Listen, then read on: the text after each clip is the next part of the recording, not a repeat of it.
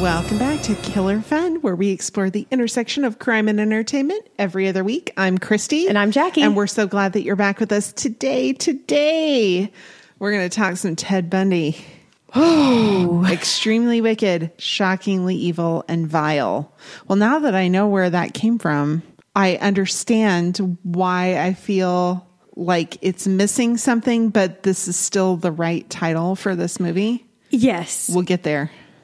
But yes. Yes. And I will say, however, Google is very on top of this, because if you search any of those words, no matter how you sequence them and then put Netflix movie, it will find it. Yes, it will. Because I can't ever remember that title to save my life. Yeah. It's a little long and cumbersome, but yeah. It is, but it is appropriate. Yes. So it's a Netflix original. It was picked up at Sundance. So it was actually already made. And then they premiered it at Sundance. And Netflix picked it up from there. And it was released May 3rd of 2019. The director was Joe Berlinger. And he also directed the Netflix short documentary series Conversations with a Killer, the Ted Bundy tapes. And he's done lots of other crime documentaries. Yeah. May I take this moment to apologize to my husband? Because, see, he was trying to tell me when I was watching this film, he was trying to tell me about, hey, look, they got that exactly right, because that was exactly what was in the Ted Bundy tapes. And I was like, what was that? Did I see that? Couldn't remember to save my life. I was just really focused and kind of tired, and I couldn't put two and two together. And, being a co-host of Killer Fun, this is not the first thing I've watched on Ted Bundy, and it won't be the last. But I could not remember, and he just thought I was crazy. Like, you don't remember? We watched this together. No, I do not remember. It was the same director, same I remember now, and I offer my sincere apologies for my complete stubbornness. Oh, okay. Because now it all flooded back. Yeah, well, sometimes you just need that little trigger to get you back there. Yeah, I was really in the moment with this movie at the time. So, yeah.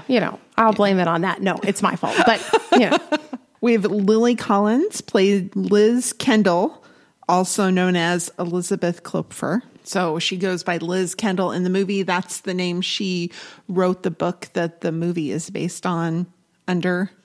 It's now out of print. It's difficult to get a copy. Really? Yeah. Oh. I didn't know it was difficult to get a copy. Yeah, I believe so. We'll get to that. Ooh, I'm excited about that one. Yeah. I was trying to figure out where I knew Lily Collins from. She was in the reboot of 90210. Yeah. Which I watched all of. Me too.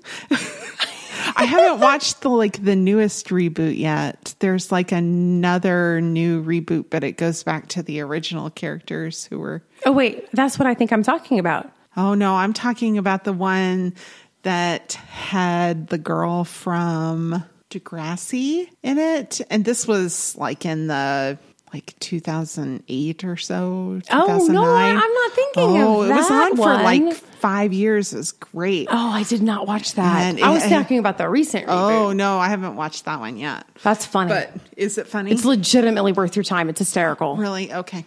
Well, then I'll check that one out. Yeah, check it out. Yeah. The older reboot of it, which Lily Collins was in, was very in sync with the original sort of stories, where it was it takes itself very seriously, but it is absolutely ridiculous. Right. Yeah.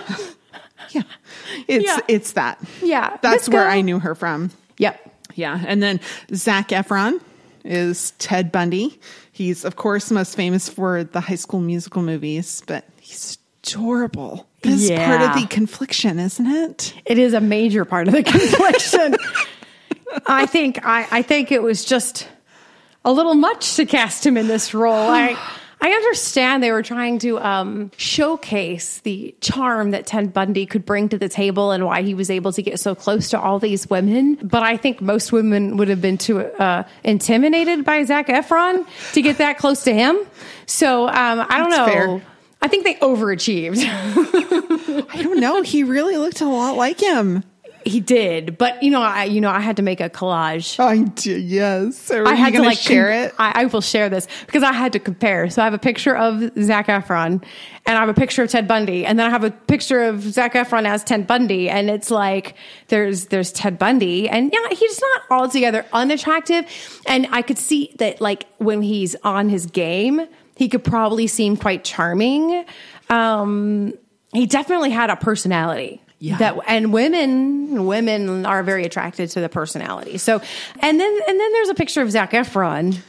Need I say more? And then there's a picture of him playing him. And quite frankly, it's like, well, Zac Efron really elevates the whole Ted Bundy thing. Yeah.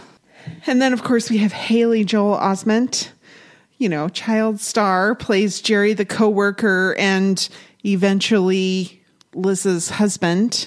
Yes, he played a very kind individual in this, and he is just the perfect sort of charm for that. Yes. He's so sweet. Yeah, yes. And secure. But and then we have James Hetfield, the frontman of Metallica, was the arresting police officer Bob Hayward. Aha! Yeah, did he look familiar and you couldn't quite place him? Yes. I don't think he's in the IMDb. Because I kept looking at him going, I know you. Yeah. And that voice. Yes. Sounds so familiar. Yes. Yeah. I'm going to have to go back and watch that scene. Yeah. Just because I could, Yeah. Hey, look. It's the guy from Metallica. Yeah.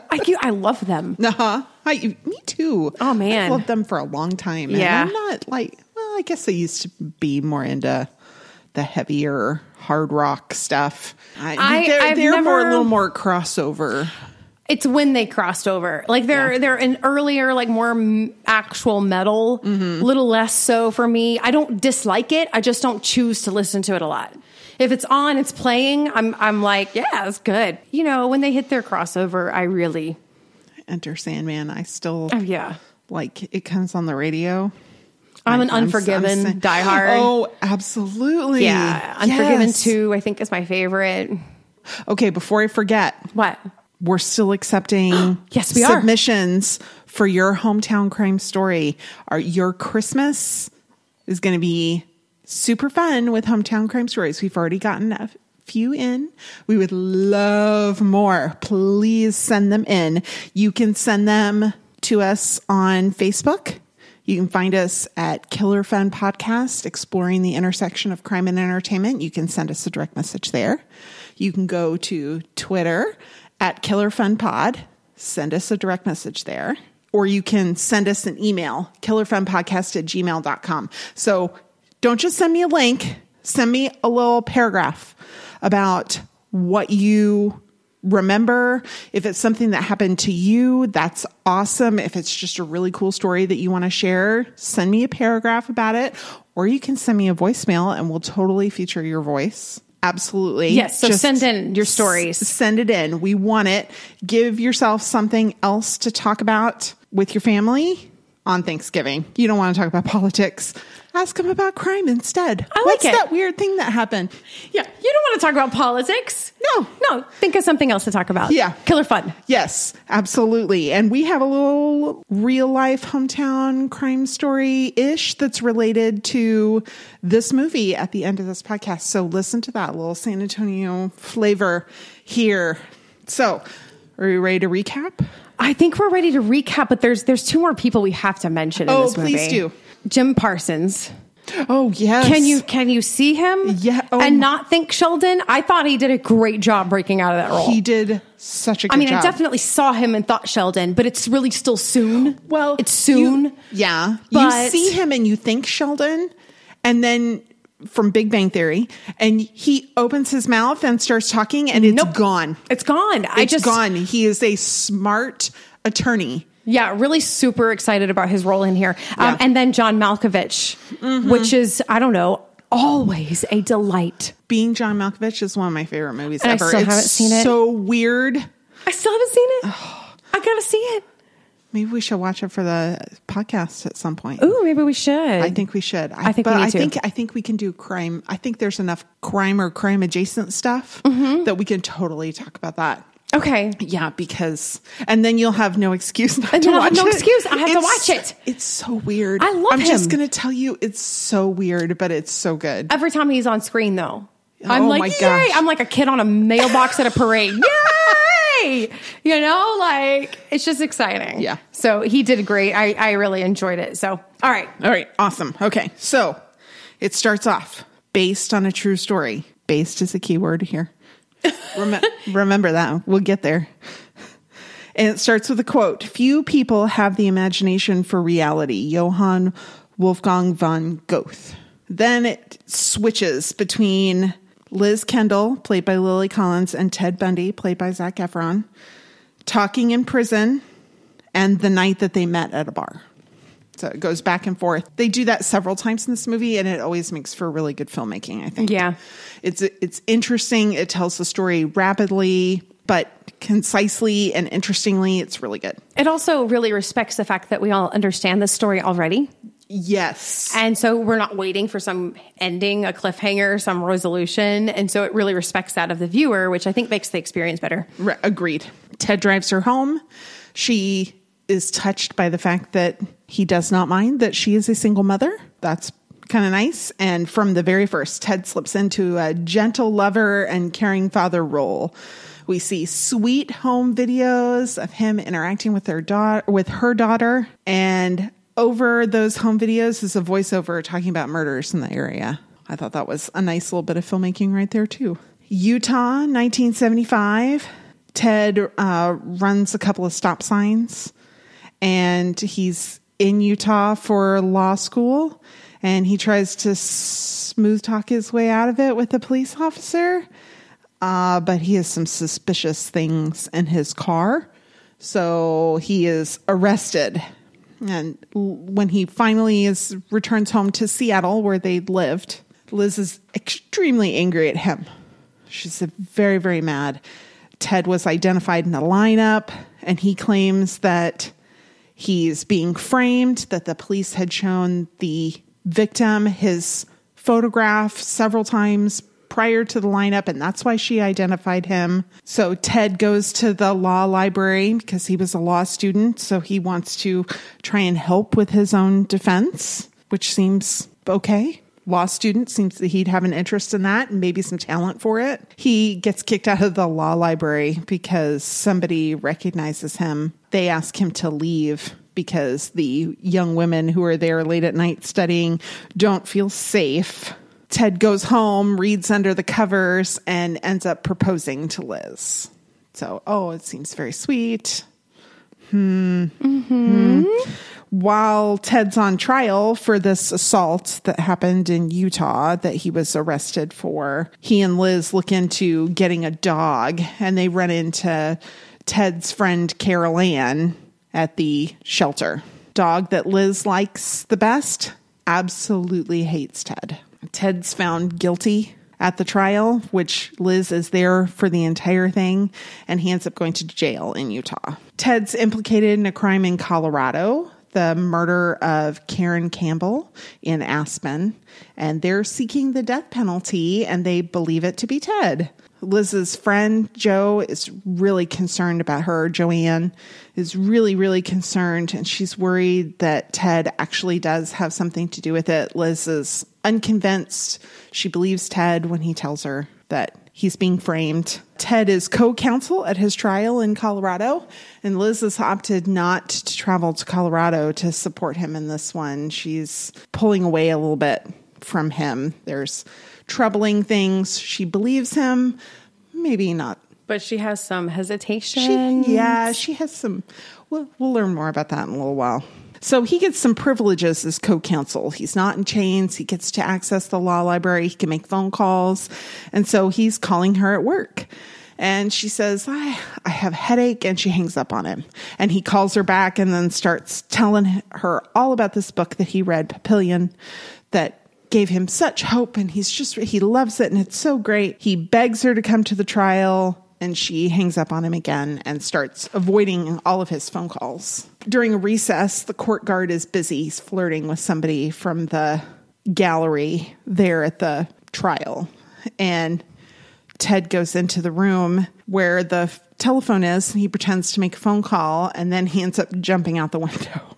He's been preparing for this. We've seen this. He's in prison. He would sit on the top bunk and jump off over and over and over again. He was preparing to jump out the window. He was trying to prepare. I'm really not sure that jumping off the top bunk is going to prepare you for like a 2-story drop, but I appreciate the effort. Yeah. Well, anything you do is going to help you. Anything you do, I guess. Yeah. Yeah. Ted was on the lam for 6 days. Yeah. Yeah. In the mountains too. Yeah. Well, but he said he was an avid skier, so he was not unfamiliar with the mountains. He definitely wasn't unfamiliar with those mountains. He definitely was not. And he was quite just the outdoorsman in general. Pretty handy, just smart. Yeah. Liz does end up going to see Ted in the Colorado prison. He gives her a copy of Papillion, but she tells him, I can't do this anymore. He told her running was foolish, but you weren't answering my calls. Talk about some gaslighting. It's not her fault that he escaped jail. That's right.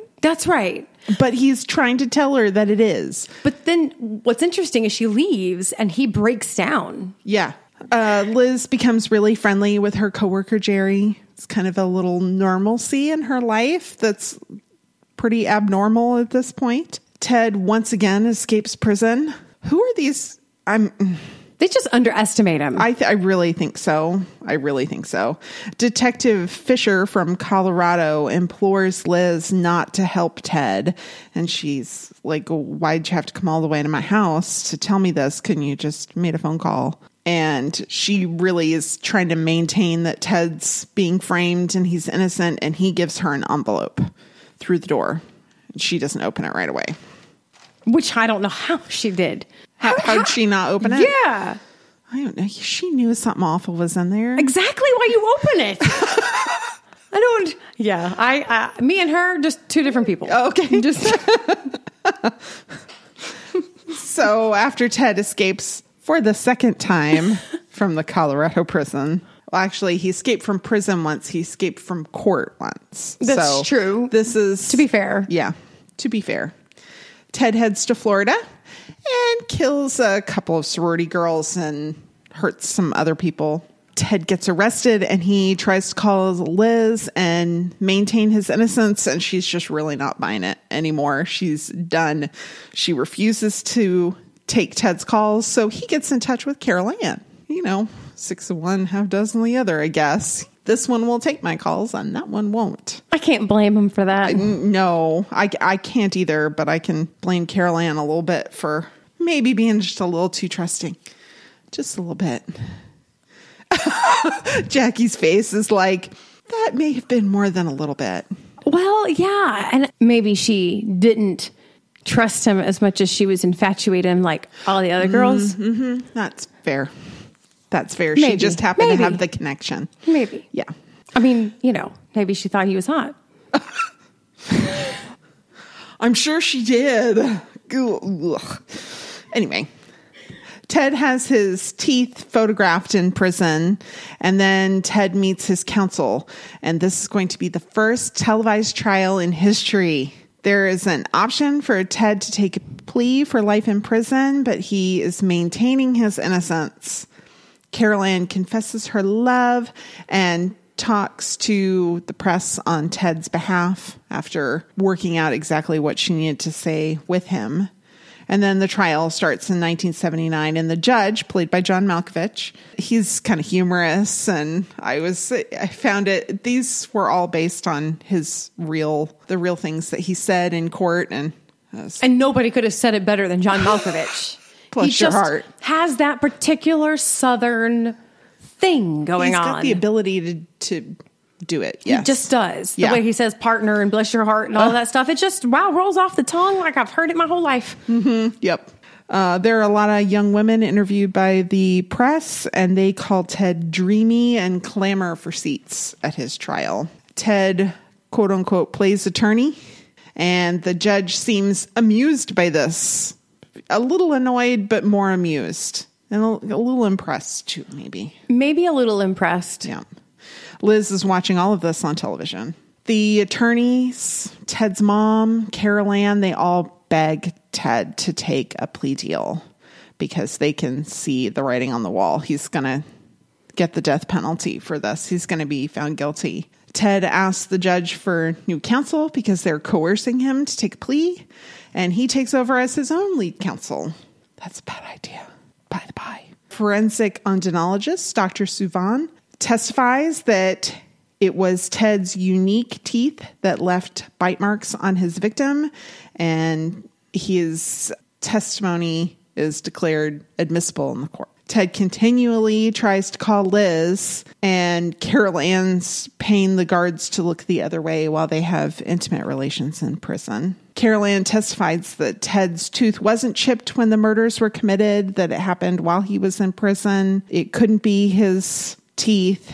They're trying to discredit the odontologist's testimony. There, it doesn't happen. When Ted marries Carol Ann on the stand.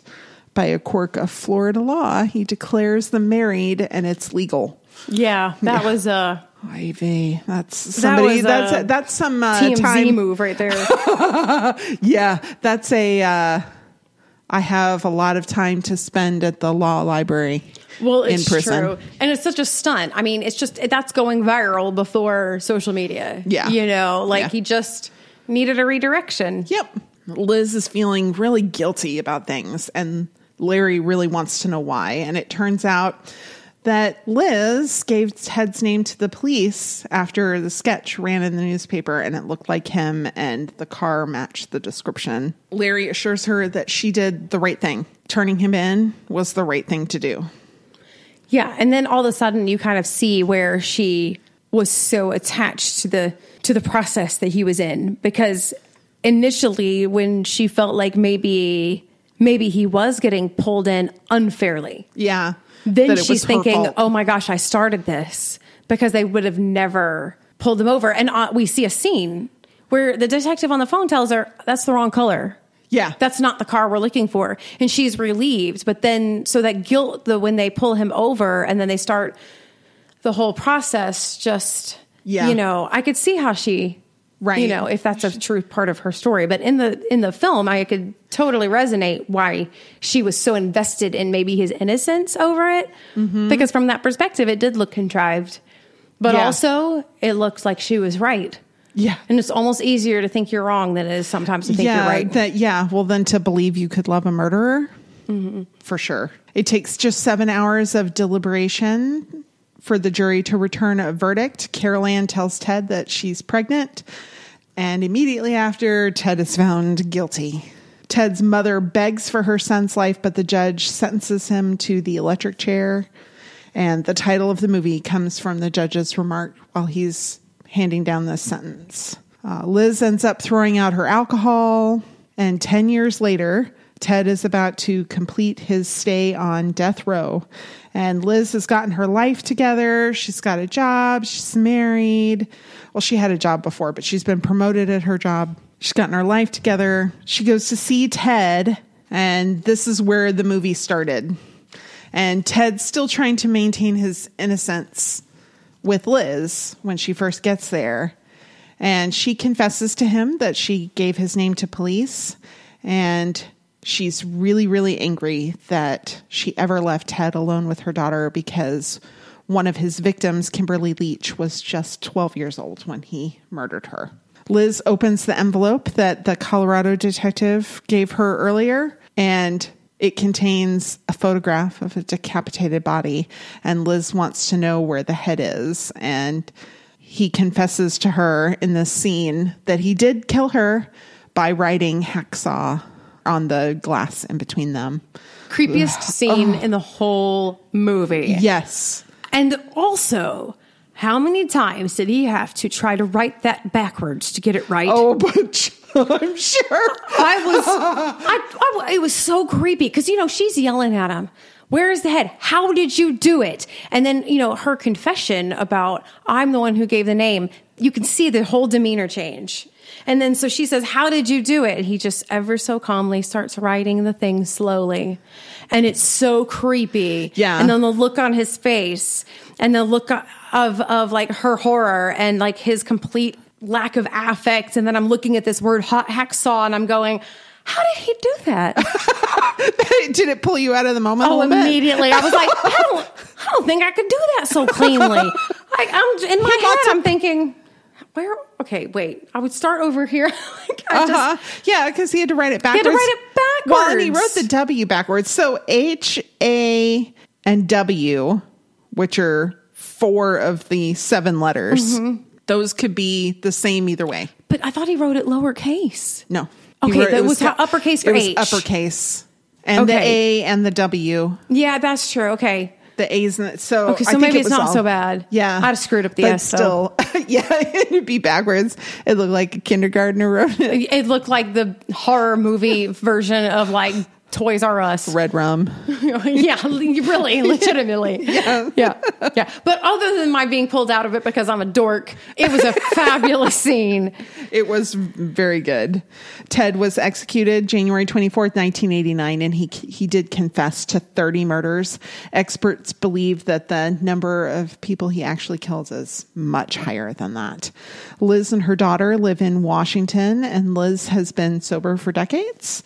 Carol Ann gave birth to Ted's daughter, and then they show us a list of the victims. The credits show some of the actual footage from the trial that was broadcast, which is still so weird to me. So, some reviews. Most of the reviews had similar thoughts. That it was well made. It was an interesting idea. It missed the mark. Yeah. Okay, so Jeanette Casoulas wrote for the New York Times. All this makes for a very odd picture, one that purports to care about the women that Bundy duped, while simultaneously marveling at their gullibility. Efron's smooth, manipulative performance makes a mockery of their devotion, so much so that at times the movie appears less about the psychology of a specific sociopath than a general comment on women who shield such men and even hanker after them. Agreed. Yeah, super fair. All right, there's a few of these because I couldn't pick just one. AV Film Club by A.A. Dowd. The intent is to present this human monster not from the certain hindsight of infamy, but from something like the vantage of those just learning what he may have done. Dramatically speaking, it's a failed thought experiment. You get it watching it, why no one has really told this kind of story this way. But it's still hard not to admire the film's perversely unperverse strategy. It's a good faith attempt to do something more than trot out the awful, salacious details, which I really appreciated. Agreed. I don't really want to watch the murders. No. Do you remember that movie Monster? About the serial killer, a woman serial killer. Yeah, and it starred Charlize Theron, and she was... And Christina Ricci. Oh, yeah, I forgot about that. Yeah, but that one, it was so good, but it was like super hard to watch because it was pretty graphic. Then we have the Washington Post review by Sonia Rao. Extremely Wicked doesn't glorify Bundy exactly, but it makes little effort to do the opposite. And I was like, that's also fair. It didn't glorify him, but it didn't try very hard not to glorify him. Yeah. I think that's why this movie just settles awkwardly a little bit. Yeah. You know, I because absolutely agree. They're not wrong. No. None of them are wrong. Not at all. And this one was probably the one that most succinctly exemplifies how I understand this movie to have really missed the mark. Because what it was really supposed to be was from Liz's point of view. Right. That's true. That was what it kind of... And it missed. So, Alyssa Wilkinson wrote for Vox. Extremely Wicked doesn't find Liz very interesting. She disappears for whole sections of the film.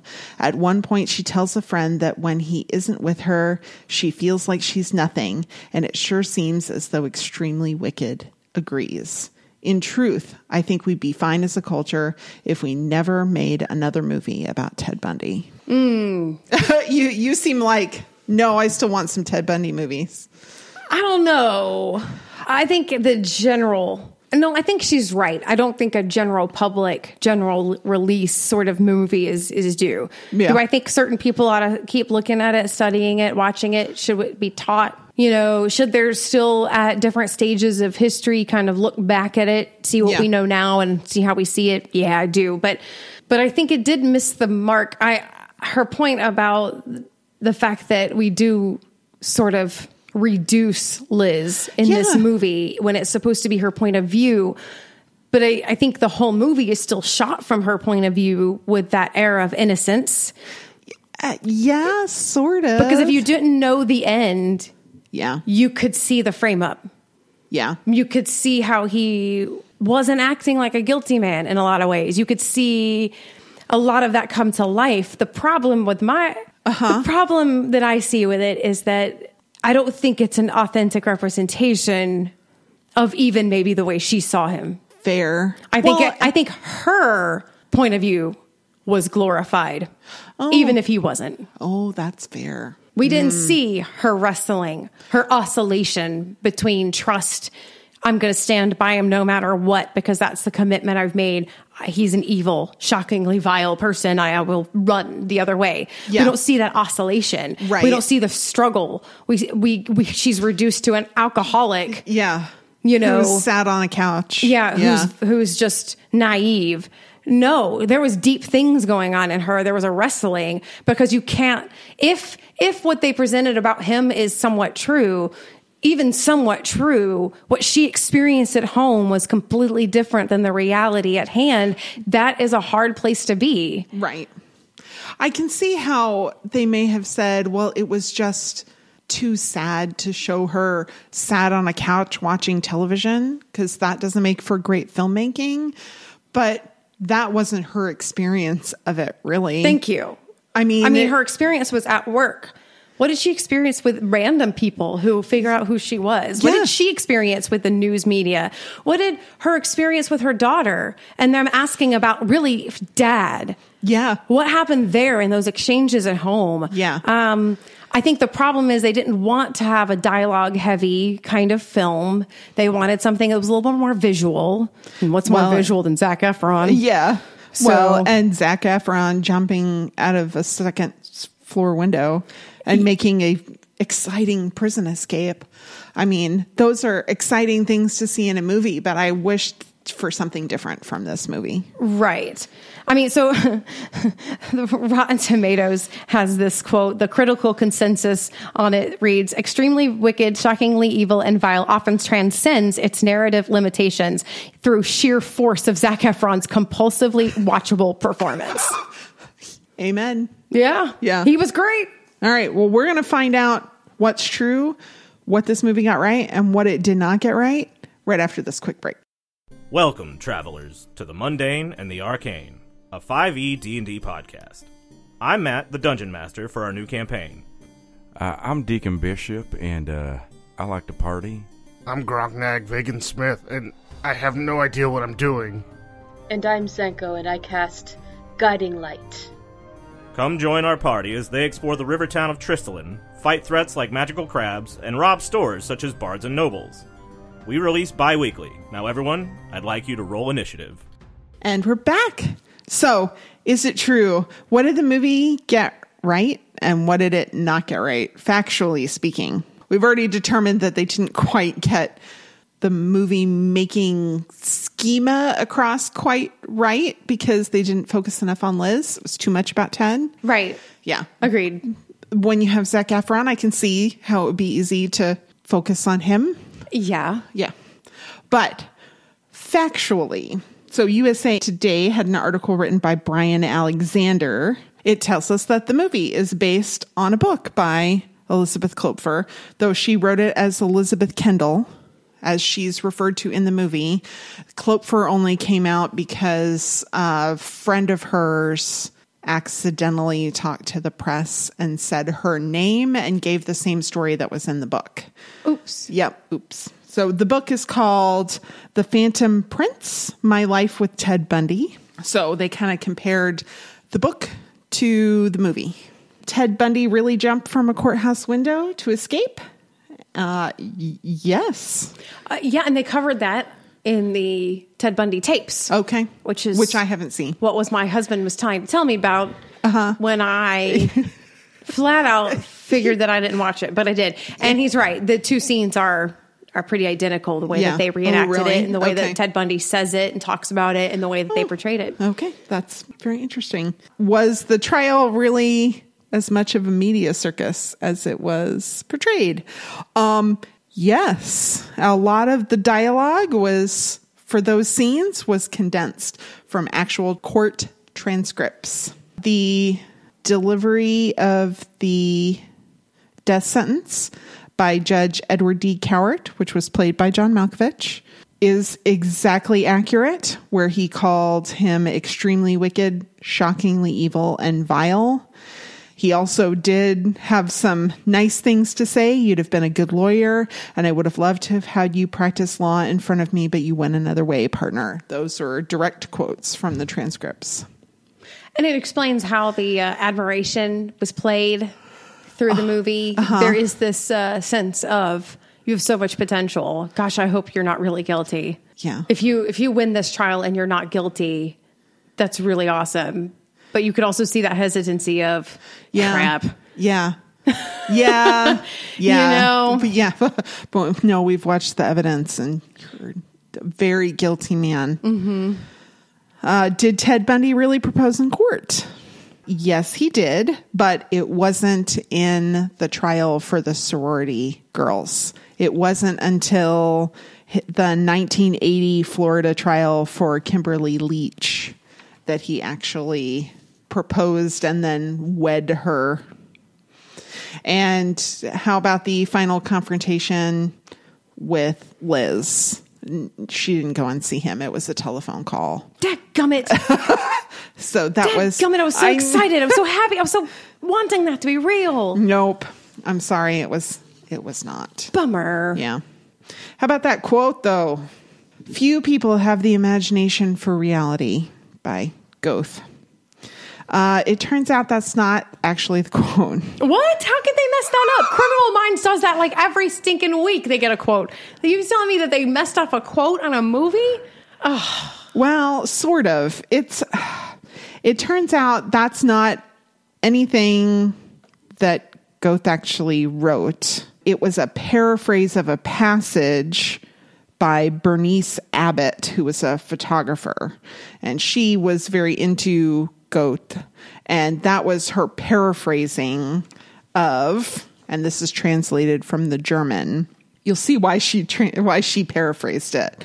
Somehow it ended up as a direct quote, which is incorrect. The actual passage is, it takes a special turn of mind to grasp formless reality in its essential nature and to distinguish it from the figments of the imagination, which, all the same, thrust themselves urgently on our attention with a certain semblance of reality. I love that. It's great. That is so much more beautiful. Not that her paraphrase wasn't good. That's a great quote. Yes. But that is... Yes. It's so much more beautiful, so much more elegant, but a whole lot more difficult to put at the beginning of a movie. But they should have just quoted her and said... and given her name. Because, I mean, I know that she was inspired by him, but that's actually a really straight out of her mind. It's a great quote. Yeah. I'm making my face. Yeah, you are making your face. And it makes sense. It's a great quote from a photographer. Yeah. It's super interesting. But that quote. What about Papillion? Yeah. Let's talk about Papillion. We're only going to talk about it just a little bit. So it was a book written by a French prisoner, Henri Charrière, and he said he was framed for the murder of another criminal, Roland Legrand. There's some contention about just how accurate this book is. And then Henri himself, after it was published, said it really was only about 75% true. Which is interesting because we get that from an Esquire article written by Kate Story, which makes sense that, Ted Bundy would really be inspired by a story that's only partly true because most of the stories he told were completely false or only partly true. Right. Yeah. So wait, clarify. In the book, the person thinks he's being framed, but he says he's being framed and he's really guilty. I don't think so. Okay, so he is an innocent man being framed. That is my understanding. Of that the he actual really, plot. Yeah. That he really is innocent. He really is being framed. And there are prison escapes and all kinds of things. And I think some of those are where the fabrication comes in. I thought that it was about an innocent man. But then all of a sudden I was thinking, wait, is it about a guilty man? No, No. Okay. I'm pretty sure it's about an innocent man. Okay. Or a man who purports to be innocent. Maybe we don't find out in the book. I haven't read the book. I haven't read the book either. If I were Bundy, I would have chosen Count of Monte Cristo. Oh, there you go. That's one of my favorite books, though. Yeah. So I'm biased. Well, there you go. What about Liz? What about Liz? So where is she today? Kate Story. Again, she just told us about Papillion. Also in Esquire, another article. She didn't want to go to Sundance because she doesn't want to participate in the press. She'd like to remain as anonymous as she can. But here are some clarifying things about the movie, but also about things that happened that weren't covered. Okay. So, she did meet Ted Bundy at a bar. The relationship did become very serious very quickly. They applied for a marriage license at one point, like February of 1970. They applied for a marriage license, and then they had an argument, and he tore it up. Oh, That's probably better. Probably better. Ted Bundy was abusive to her. That's what I figured. But not physically. That's what I figured. Yeah, emotionally and verbally. He was not nice to her. I mean, he seemed charming, but he's really a narcissist at heart. He's not a good man. No. Elizabeth did indeed suspect Bundy was involved in the kidnappings in Seattle while they were dating. He drove a Volkswagen similar to the one reported to police. His name was also Ted. Evidently, they didn't really go into that in the movie, but did the police sketch that looked like Ted Bundy. They actually also said that he called himself Ted. She did find plaster of Paris in one of his desk drawers. One of the things that he did convincingly was pretend to have a broken arm. Mm-hmm. Yeah, so that people would think he was non-threatening. Yeah. And she also found a hatchet in his car at one point. Yeah, she found a hatchet and he said, he'd been cutting wood at his parents' place. But yeah, no. So she did indeed alert police. She actually did it twice.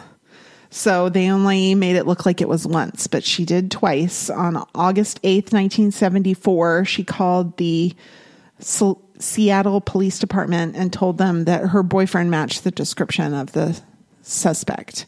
And they weren't supportive of her turning him in. They told her she needed to come down. They kind of thought she was just a disgruntled girlfriend, that she was trying to get her boyfriend in trouble. So she never went down to talk to them about anything else. So 2 months later, after Ted moved to Utah and the kidnapping started happening there, she called the King County Police Department to report him again. And they told her that they'd already looked into Bundy and cleared him. Interesting. So she wasn't the only person who gave Ted Bundy's name to the police. Yeah. There was more people than that. Even though she turned him in twice, she believed him when he told her that he didn't have anything to do with it. That's heartbreaking. Yeah, but blinding. Love is blinding sometimes. And Ted Bundy did admit that he tried to kill Liz once. Ooh, what? How could they leave this out? How could they leave that out? Well, because he's less charming looking.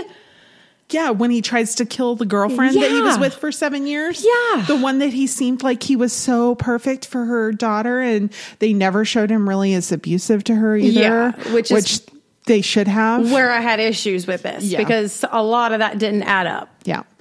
So she did talk to him about this, and Bundy told Liz that he closed the damper so that the smoke couldn't go out the chimney from the fireplace, and put a towel under the door so that the smoke wouldn't leave the room, and then left the house. So he basically tried to suffocate her in her own home with her own fireplace, and she woke up coughing and remembers that, but didn't remember that there was a towel under the door. So he did try and kill her, but not in such a wet way as he killed many of his other victims, which maybe talks a little bit about how he felt about her. Yeah. That he didn't want to hack her to death. But she did sign off on this Netflix film. So they got her permission before they did it. Well, and she has a new expanded edition of her book, Oh, The really? Phantom Prince. Okay. It's expanded and updated. Still, Elizabeth Kendall is credited. Okay. And it's coming out January 7th, 2020. Ooh, and interesting. You can go ahead and pre-order on Amazon. Ooh. I had to look it up. Yeah. But if you look for an original, Yeah, they're difficult to find. $175 Yeah. plus. Yeah. But they are available. Yeah, well. Amazon has like a bunch used, but they Okay. go from 175 all the way to like 480. So in other words, if you see one at the thrift store or at a garage sale, Get it. pick it up. Get it. Pick it up. Even if it's $25, pick it up. Pick it up. Pick it up. Yep. So what about Carol Ann? Carol In Ann. this, is it true real life section that we're in? What was their relationship really like? I definitely want to know. Yeah. Well, All That's Interesting had an article by Marco Margratoff. Carol Ann Boone and Ted Bundy did meet at work, but there's some conflicting reports as to when their relationship started. Yeah, because the movie really did make it sound like they had a little fling because Liz was super jealous when they ran into her. Yeah, well, my interpretation of the way the movie portrayed it was that he knew her before he knew Liz. Right. And that they had been friendly, maybe more than friends, but that had ended prior to him meeting Liz. And that is definitely not at all the case. Really? They met like in 1974 at work. Oh, okay. And she in the movie, they made it seem like she was kind of stalking Ted. She even said as much at one point, and I don't think that was a dramatic license that they took. Now, some accounts will say that Ted and Carol Ann started dating while they were both with other people. Ted was definitely with Liz. Carol Ann was with an ex-husband. Carol Ann disputes that. She says that they were definitely not in relationships with other people when they got together, though there's some indication that they might not have she might not have known that he was still with Liz, that she was under the impression that they had broken up, so it's kind of fuzzy. Carol Ann seemed to believe that he was not with Liz when they started dating. Okay. So It will be interesting because with the new book that Liz has coming out, with the updated version, right? We might get a little bit more details about that timeline. Interesting. I'm much more inclined to read her personal account with updates. Me too. Rather than a history of his crimes. Right. I want to know what it was like to be her. Yeah. But I also wonder what drew Carol Ann to him in such a way. No, we'll get to that. Oh, probably. good. I'm so glad. We'll probably get to that in our psychology part. Yes. So Carol Ann gave Ted money when he was in prison, and that helped fund his escape from the prison in Colorado when he actually escaped from the prison where he cut the vent out. Man, I guess that's the way you improve prison security is somebody's got to escape to help you find the holes. I suppose so. Literal and figurative, I guess. I suppose so. I mean, it was pretty easy for him to get out. He didn't have to pull like a Shawshank Redemption or something, Yeah. That was like cut a hole in some sheetrock. Yeah. Really? They just didn't expect him to look up, I guess. I don't know if you're in a in a cell, you're probably looking around at stuff. I mean, so yeah, I'd be looking around. She did talk to the press in the ways that were indicated in the film, where she didn't really think that they had a case, and she really stood up for him.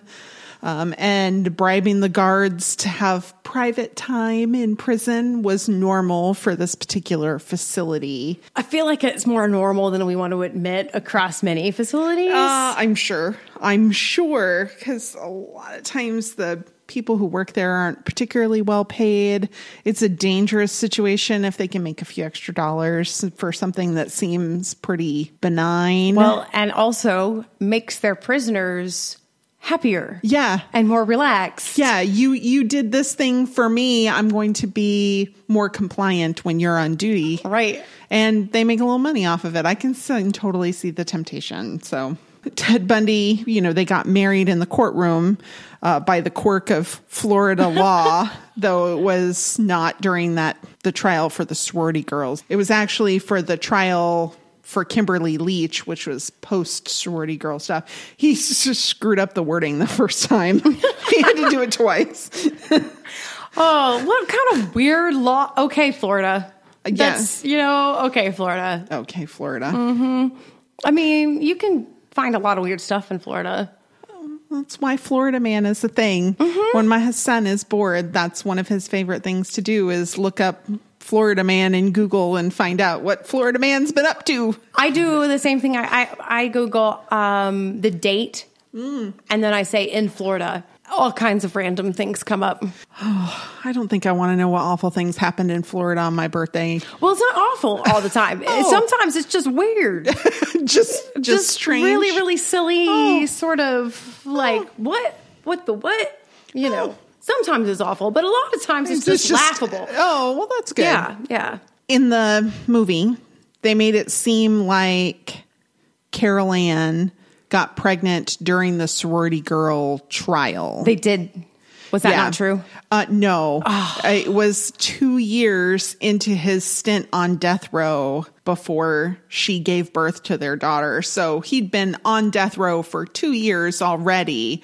And of course, at the end of the sorority girls trial was just when he got his first 2 death sentences. So she couldn't have been pregnant then. Again, they took a little creative license. She actually had a child when she moved to Florida already. She had a son when she moved to Florida to be with Ted. And then 3 years prior to his actual death is when she divorced him. Mm-hmm. What? She divorced him 3 years before his death and left the state of Florida with her 2 children and presumably did not see him prior to his execution, and nobody knows where she is. It's believed she changed her and her children's names to protect them. Why do you wait till then? I don't know. I feel like that's just like getting tackled on the 1 yard line. I mean, you're so close. You've made it this far. What happened? Did she believe him innocent that whole time? Maybe. And then maybe didn't about 3 years before his death sentence was to be carried out. Or maybe she realized, oh, wait, he really did kill Kimberly. Or maybe he confessed. Maybe he confessed that he really did kill Kimberly Leach. I know he confessed to about 30 murders. Right before his death sentence. Before his sentence. So I don't know how early prior to his actual sentence was committed. That's not quite the right word. Carried out. That he started confessing things. So if he started confessing things maybe several years prior to his actual electric chair visit in hopes to get it commuted, then if he started confessing things, that might have been the impetus. I have, no basis for that whatsoever, but I could see that being why she would do such a thing after holding down the fort for so long. Taking your other child to visit Ted Bundy in prison. Yeah, that's not a decision I would make. No. But, some people do. So let's talk about some of those people who do that in our psychology break. So lots of people, mostly women, seem to really be attracted to risky partners, men for the women usually. And there's a term for that. It's called hybristophilia. It's arousal and fascination that are responsive to and contingent upon a partner being known to have committed an outrage. So lying, cheating, infidelity, crime like rape, murder, robbery. This is what's bringing about that whole, I'm going to write letters to prisoners. Yeah, and have a relationship and start a relationship with them as prisoners. It's such a weird sort of thing to me because I can't identify with that. And yet, sometimes when I think about this whole scenario, what I realize is that, well, women have had to have this for a very long time, or none of us would have married men. Like, how did anybody make it out of the medieval ages without having a little bit of this? A little bit of hybristophilia. I mean, otherwise there would be, like, the race would have ended. Like, I don't know. Yeah. Well, I mean, they wanted, strong men who are willing to do whatever they needed to do to protect women. Mm-hmm. And I think this is maybe a modern perversion of maybe that. it's taking something that was sort of an evolutionary protection, as in because men were strong and overt for most of our history, and in order for a woman to continue to feel safe or to feel loved and protected in that situation, knowing what they're capable of, that there was a little bit of this like, okay, well, the fact that I'm aroused by that is helpful. Otherwise, I'd be disgusted. So, fabulous, you know, and it kind of came down to like more like a chivalry, like for instance, we talk about, men opening doors for women or something like that. And there's actually kind of an evolutionary thing to that. It's not just a custom that came out of nowhere. The idea is men know that in general, now I'm talking about general things, but in general, because they are stronger and bigger than women, they are a natural threat to women, right? So men are bigger and stronger than most women, and therefore it is a natural threat in this society, right? Okay. So men can do things of service to let the woman know that they're safe, that they pose no threat. So those little things that they do were kind of I am not a threat to you. I am putting myself aside, and I acknowledge my inherent threat to you by doing these sort of nice things that then we kind of grew up in the time of, bringing flowers or opening car doors or whatever. All of those things are kind of the man saying, I recognize that I could be kill you. Yeah. It's the same way like a big German shepherd comes up and then like wags his tail and puts his head down when he really could just kill you. Right. Yeah. Right? Like there's this kind of like I know. Yeah. Like we get down on our knees to talk to a kid. Yeah. So they know that we're not threatening them. Yeah. You're not towering over them. Mm-hmm. You're down on their level. And It's just that thing. So I think you're right. I think maybe this little weird obsession with serial killers is kind of a perversion, an offshoot, or it's just weird. It can be both. I wanted to say crazy. But see, now I've negated my entire intention to not say it by telling you that. Okay, so you brought up an interesting point about Ted's behavior in the movie as opposed to his real life behavior. Yeah, this movie, it bothered me a little bit. How so? Well, okay, so they totally portrayed him as being successful in his relationship. Yeah, he was good at being a boyfriend. He was a great boyfriend. Yeah, like he was good at that stuff. Like he was good all the way top to bottom. Like very, I don't know, emotionally connected, very intentional about the relationship. Yeah. But not in a creepy way, not in a creepy, controlling way. Like they set him up to look like he was really, really normal. And he was really not. Don't think he was. I think he was much more of a psychopath than that. Yeah. Yeah. Well, yeah. He was quite actually antisocial. They didn't portray any antisocial in this movie. Right. Well, I think that's difficult to make it seem like she is going to come out wrong. make it seem like she's a victim if he looks antisocial. Mm-hmm. But she really was a victim, but he really did verbally and emotionally abuse her, even if it was rare, I guess, since he did try and kill her once, that he physically abused her. I feel like yeah. How do I? It's okay. I already stuck my foot in my mouth this section, so go ahead. I feel like he made up for the lost time by going all the way to "I'm going to kill you." Yeah. Like, I'm not going to hit on you for weeks, months, years on end. I'm just going to try and full on kill you once. Like that's yeah. Mm-hmm. Yeah. Yeah, he was definitely, I mean, he had antisocial behavior. He did want to disrupt society. In fact, he loved his whole trial so much because it disrupted society. That's what he got to do. Antisocial behavior is not what people tend to think. We use it casually to kind of indicate people who are more reclusive or introverts or just don't want to be social. But antisocial behavior actually means you're against social order. So you're always looking to just throw sand in the air, and that's like super fun for you. And mundane, like sand buying a puppy, not antisocial. Right. But why? Why do the girls love Ted Bundy? Why do they love Ted Bundy? Dr. Catherine Ramsland had an article in Psychology Today where she kind of talked about some of this.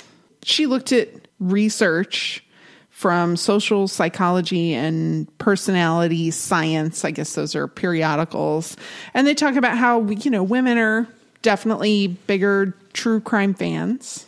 And she kind of used that as her lens to kind of look at some of this stuff. So she said that a lot of females will see like a little boy in the killers and they want to nurture it and they want to, help them change and grow and be better.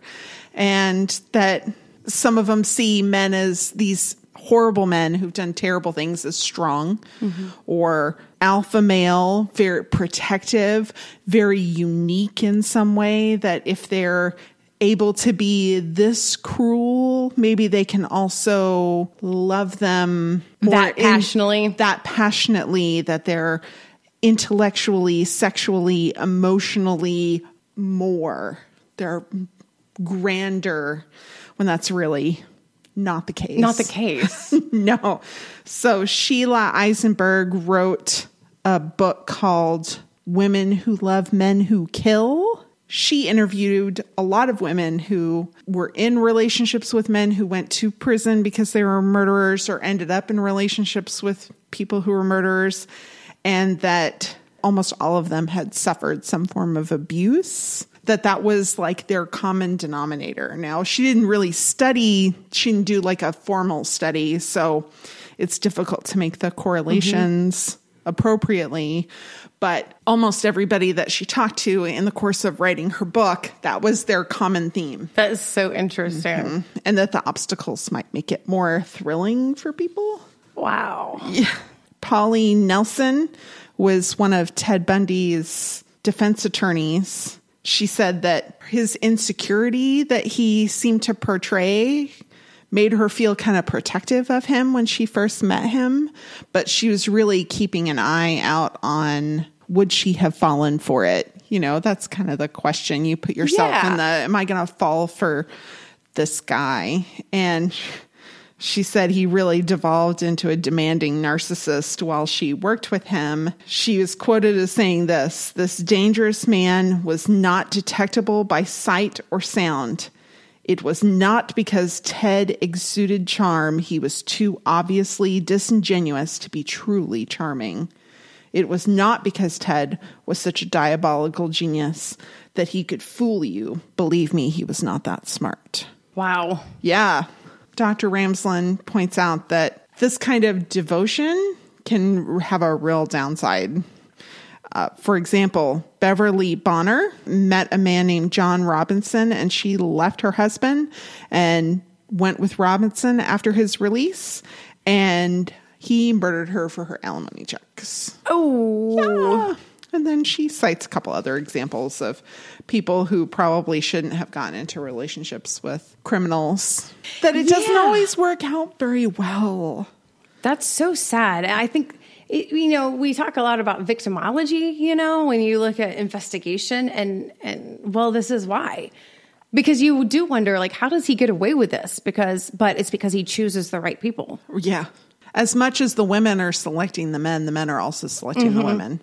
I'll get to that too in a little bit. Punch, which I think is a magazine from Nigeria or a periodical from Nigeria, which it seems a little weird to be like, hey, let's look at this article from Nigeria because all we hear about in America is be wary. But I think this article is actually kind of interesting.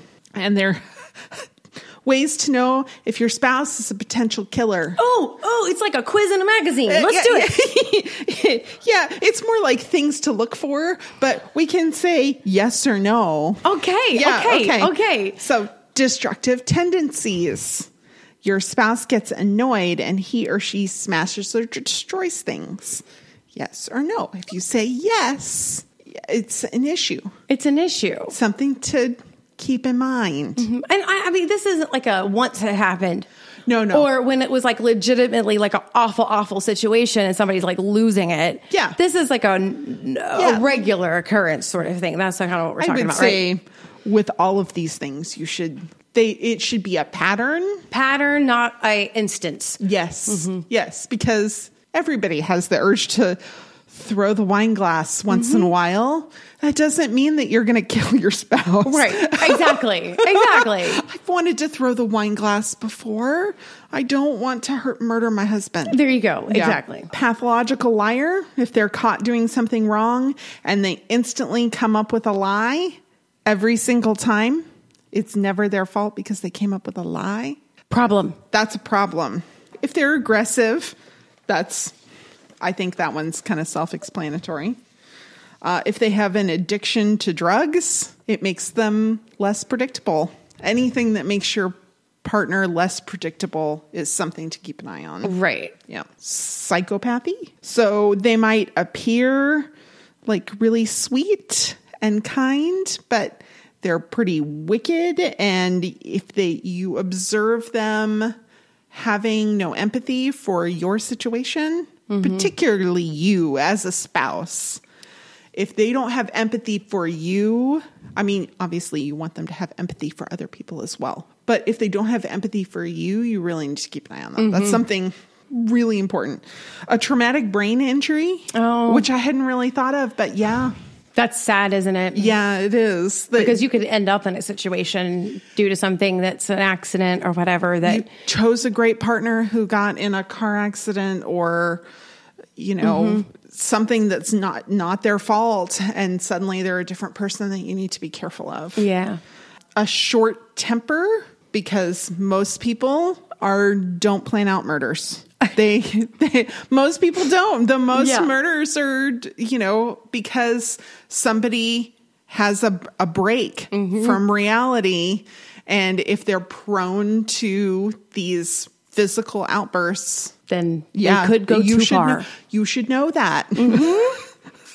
A track record of murder cases. That one also seems like self-explanatory. That just seems like little self-explanatory, but... Also obsession and jealousy. Yeah. So when they want to know absolutely everything that you're doing, can be an issue because it's a controlling. I wonder if that's kind of part of why women do start to become infatuated with these types of men, because most of us are just dying for somebody to care about all the details and want to ask questions. Like we're excited to find somebody who wants to know and listen and ask questions and be super involved. And so in the beginning, that might sound or feel super sweet. Yeah. Ends up being control. Yeah. That's a fine line. It can be a challenge to know which is the right way. And then, if they have a lack of remorse about hurting you or someone else, they know that they've hurt you. They know that they've hurt someone else, maybe, and they're not upset about it, not bothered by it. Now, it's different if it's like, well, I just don't care if I hurt that person's feelings on the internet. Though really, you don't want somebody who's an internet troll. Right. Either. Yeah. But, Yeah. Don't marry the trolls if you can help it. If you can help it. Curb their troll behavior if they were becoming one once you've been with them for a while. And that's what's weird is that, you never are going to stay married to the same person. Well, that's because we true. all change. Yeah. You're never going to be married to the person you married. That's just how it works. We all change. And the question is sometimes these things don't creep up till later, or what happens when things get dicey and weird, but it's because they've changed or more things have gotten more amplified. Yeah. I can imagine that's hard, but I feel like the majority of people who are married to serial killers are because they sought them out in prison. Like, I just feel like that's the case. Yeah. I don't know that I'm right at all, but that's what it feels like. It does seem like that because I know that if I were married to a serial killer, I wouldn't stay married to a serial killer. Yeah. Yeah.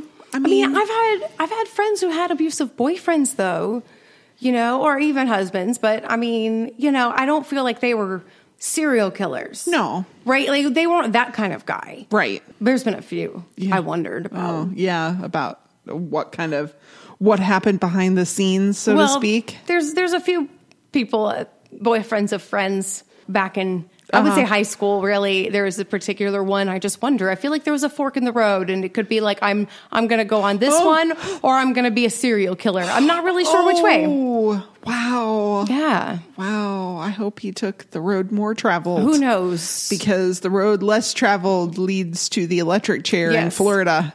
Definitely don't do it in Florida. But yeah, no, I always wondered about that. And that sounds horrible to say, but there's a reason I lost touch with those people.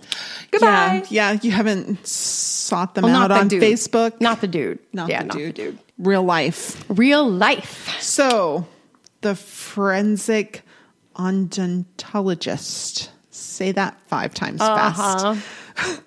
So, we talked about forensic dentistry before. We talked about how it can be suspect, and that particularly in the 90s, there were some issues with people doing forensic dentistry that had to do with bite marks that was erroneous science, and a man went to prison. I think we talked about that in the staircase. Yeah, we did. They do more than just like the bite mark stuff. Oh. Yeah. So, in fact, that's probably the least of what they do. Really? Yeah. Yeah. Bite marks are a rare sort of part of their forensic science. Well, then what the heck else are they doing? They're identifying human remains that can't be identified else. Okay, well, So yeah. like dental records. I didn't think about that, but yes, okay. So they're doing dental records. They're identifying bodies in mass fatalities like plane crashes and things. So if you're having a hard time distinguishing which body parts belong to other people, to particular individuals, that can help. Okay. With the teeth can help. And again, that's kind of like dental record sort of thing. It might have to do with the bite marks, but it's also estimate age of skeletal remains. Oh. They can look at the teeth and determine a person's age, how long those remains have been out in a field or in the wild. They can understand the decomposition. They can help with that. And then they can testify in cases of dental malpractice. Ooh. Yeah, which I hadn't really thought of, but yeah. Well, yeah, I'm a victim of dental malpractice. Yes, you are. Maybe you need a think I forensic told you that story. odontologist. Yep. Yeah, I'm all set. That's interesting. Yeah, I thought in the film they did actually an interesting job. Ted Bundy seemed to actually blow some real holes in the guy's testimony, and I thought, well, that's really interesting. He really kind of did blow a hole in it. Yeah. And not about the chip. The chip they kind of made a big deal about, but actually I was more interested in the other little part that they kind of started to talk about with, well, did you test it on this and did you test it on that? Yeah. On live people or on live people or cadavers? on cadavers? And so I thought, oh, those are actually legitimate questions. You know? Right. Which I can see. I mean, I would say bite marks should definitely not be the crux of your case. They should be supporting evidence, not the only evidence. Yeah. They did, in fact, have to surprise Ted Bundy with their visit to get his teeth, but like photographs of his teeth and things, because they asked him to provide photographs and dental impressions, and he refused. So they got a court order, but they had to surprise him because they were worried he was going to grind his teeth down so that they wouldn't match anymore. Ooh. I was like, ooh, that wouldn't have even occurred to me. Ooh. Yeah. So I thought that was interesting. Interesting. Now, if you insist upon dating a prisoner, if you insist, a man by the name of Matthew Walker, he's a contributing writer to Prison Writers. And this is an educational endeavor to help people build their skills while they're in prison. Okay. Which I'm like, all for that. Fair, yeah. Very interesting. He wrote a tips to dating a prisoner. Oh. And I thought it's a really good article. Okay. Well, let's hear about it because it was really good. He said, have you asked yourself why a convict? That's astute for a prison writer, I thought. Yes. Really good. He's, ask yourself, are you having no luck in society? Do you want a situation that justifies things going more slowly? Maybe examine why you want to date a prisoner in the first place to make sure this is really something you want to do. Smart. Yeah, I thought it was really good. Ask when they're getting out. Uh-huh. Okay, that seems normal, but he has some interesting thoughts about this too. I would personally suggest meeting someone with a little bit of time left, giving yourself a minimum of 3 or more months to get to know this person. It's like, that's super smart. Why so long? Because it isn't a normal situation. You can find a jewel anywhere at all.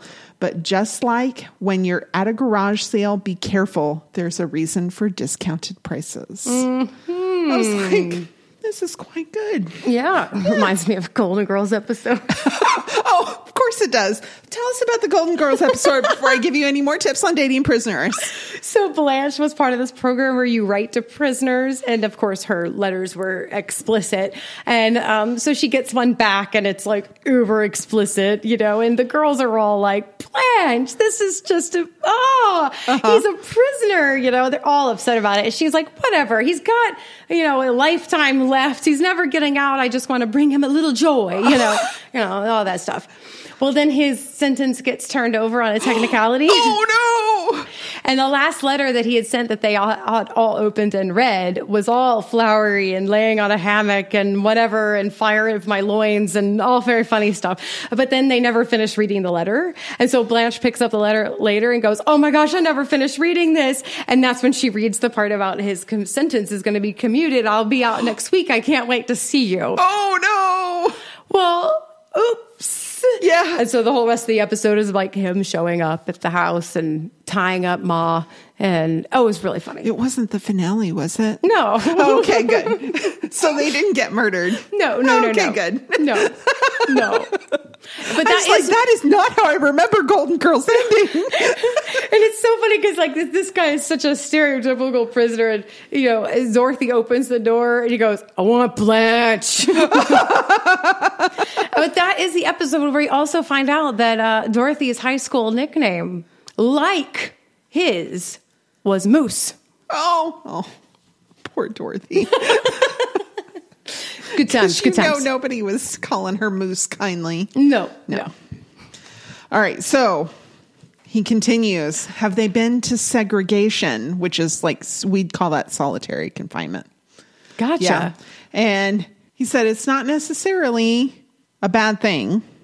It's not great, but there are extenuating circumstances for all kinds of things. He said, but you should be very careful if they've been to segregation and it's never their fault. If they say, I picked a fight, I ended up in solitary and I shouldn't have done it. No, this other guy, he was badgering me and I ended up in solitary and it's all his fault. That's a problem. That's something to keep an eye on.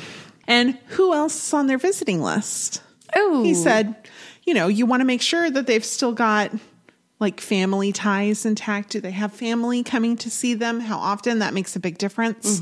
Do they have a lot of women on there? Yeah, right. If they have a lot of women, they might be your competition, so to speak.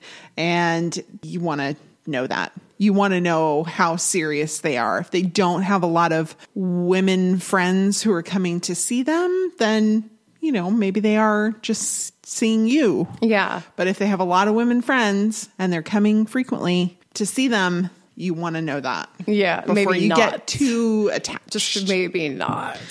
There is a really cool thing, and you would know a little bit about it, but church behind bars, you know, there's a whole like movement. There's a church that plants churches inside prisons, and there's one in our local area, and that's really cool. Like, so I would add to that list, you know, like, are they involved with certain programs, not necessarily church behind bars, although that's a really cool thing that they do. Right. Because that church that's inside the prison is then connected to the church that's outside the prison, so that when they are released, then they have a church already, and then they just go to the other congregation. Yeah, they have a community. They already have a community. Which is great, you know. But like this guy is involved with this prison writers, or right. like, I would say, are they involved with some sort of other program where... Yeah, something that's going to help them either to have a job or a support system when they get out of prison. Yeah. Yeah. I would say that's something I would add to the list. Yeah, I agree. Such an odd list to talk about. Yeah, well, you know, I found it, and it's great though. He did a good job writing it. He did a great job writing it. We should talk about that. Before we leave the real life section, there was a very brave woman in San Antonio, right here in San Antonio where we are, and she shared her story about inadvertently dating a murderer. Ooh. So she went on, her name is Cindy Trevino, and she shared her story on a live storytelling event created by Texas Public Radio called Worth Repeating. So they have like an event, and you stand up and tell your story, and you have like 7 minutes or something, 7 or 8 minutes to tell it. And they collect a bunch of stories, and then it's like a monthly program on Texas Public Radio. So she met this guy online. He was kind of unusual, but she was like, I'm a little unusual too. It's okay. And he's really sweet to me. So they were dating, and then he broke up with her really unexpectedly, and it broke her heart. And several months later, he calls her late at night, all sad and depressed. And he asks her to Google a specific phrase, and an article comes up about a man who stabbed a woman 15 times. And he tells her, I did that. Ooh. I was in self-defense. And she was like, 15 times in self-defense? I don't think so. So she didn't want anything to do with him. And he hated that she didn't want anything to do with him. He started harassing her online, like, bad stuff, Craigslist stuff. And, you know, really, she had to move. She lost her job. Oh my gosh. When she finally did move and get a new job, it stopped. And she was so glad it mostly stopped. He, like, right before she shared this story, he had, I guess, gotten in touch with her again. So, but I asked her if I could talk about this a little bit, and she said yes, that was fine, that she was okay with that. And I guess she's not particularly worried. Well, it's a little like fighting fire with fire. Yeah, exactly. Like here he is. This is my story. This is him. Mm-hmm. And now her sister always wants a bunch of information before she goes on a first date with anybody. And I'm like, good job, sister. Good job, she wants what's his name? What's the make and model of his car? What's his phone number? Where does he work? Her sister wants all this stuff because she doesn't want her involved with anybody else. Right, like that. And I'm like, that's like Facebook stalk it, turn on the safety app. Yeah. Like the whole thing, right? I'm good. I'm totally cool with that. Mm-hmm. Yeah. So, but she's okay being alone. She said, I don't need to be with somebody. So it's fine. And I'm she sounds like a very healthy individual. So, and I will share a link to the whole. Oh, good. On our social media. You can find us on Facebook, Killer Fun Podcast, exploring the intersection of crime and entertainment. Twitter, Killer Fun Pod. Or you can send me an email and I'll shoot that link right back to you. killerfunpodcast@gmail.com. Awesome. Yep. So, can't wait to listen to that. Yeah, it's great. Because I listen to NPR a lot, you know, and so there's a bunch of Texas public radio shows I like, nerdy ones like Science Friday. And I love Science Friday. I love it. So next time, we're going to watch the first couple episodes of The Following starring Kevin Bacon. It's on Amazon Prime, so if you need to find your way to watch it, there it is. It's an FBI agent is tracking a serial killer. So right up our alley. Super good. You're going to enjoy it. Bacon. Kevin Bacon. We're going to start our 6 degrees of Kevin Bacon. Yay! Oh, love that guy. Yep. For sure. So thank you so much for listening. We know we don't just come on the radio, that you make a choice when you listen to us, and we so appreciate it. Please tell a friend, because it's way more fun to listen when you can talk about it with a friend afterwards. So do that, rate, review, and, give us our crazy count. Crazy count. Ooh, we just added to it. We just added a couple to it. Don't forget those.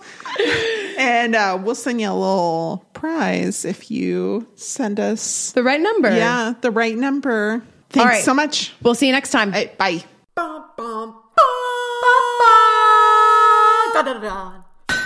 Forge Audio. Dream it. Build it. Share it.